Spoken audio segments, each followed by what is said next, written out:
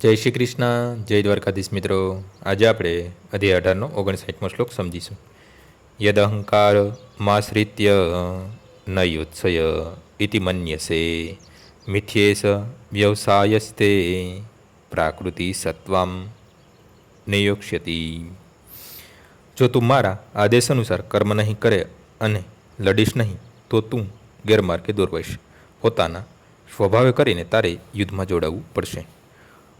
અર્જુન એક સેનાની હતો અને ક્ષત્રિય સ્વભાવ સાથે જન્મ્યો હતો. તેથી યુદ્ધ કરવું એ તેનું સ્વાભાવિક કર્તવ્ય હતું. પરંતુ અહંભાવવશ તે ડરતો હતો કે પોતાના ગુરુ, પિતામહ તથા મિત્રોનો વધ કરવાની તેને પાપ લાગશે. વસ્તુતઃ તે પોતાના કર્મનો સ્વામી માની રહ્યો હતો.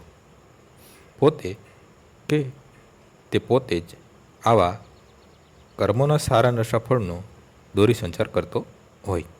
તે ભૂલી જતો હોય કે ત્યાં સ્વયં પૂર્ણ પુરુષોત્તમ પરમેશ્વર હાજર હતા અને તેને યુદ્ધ કરવાનો આદેશ આપી રહ્યા હતા. એ જ બ્રહ્મજીવીની વિસ્મૃતિ છે.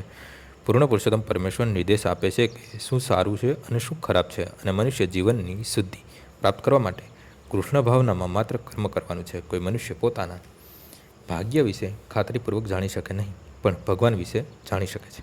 માટે સર્વોત્તમ માર્ગ એ છે કે પરમેશ્વર પાસે તે નિર્દેશ પ્રાપ્ત કરીને કર્મ કરવામાં આવે. ભગવાન અથવા ભગવાનના પ્રતિનિધિ સ્વરૂપ ગુરુના આદેશની ઉપેક્ષા કોઈએ કરવી ન જોઈએ. મનુષ્ય પૂર્ણ પુરુષોત્તમ પરમેશ્વરની આજ્ઞાનું પાલન કરવા આનાકાની કર્યા વગર કર્મ કરવું જોઈએ. આનાથી તે બધા સંજોગોમાં સુરક્ષિત રહે છે. આજનો શ્લોક અહીં પૂર્ણ થાય છે. આવતીકાલે ફરીથી સવારે 6 વાગ્યે મળીશું. જય શ્રી કૃષ્ણ.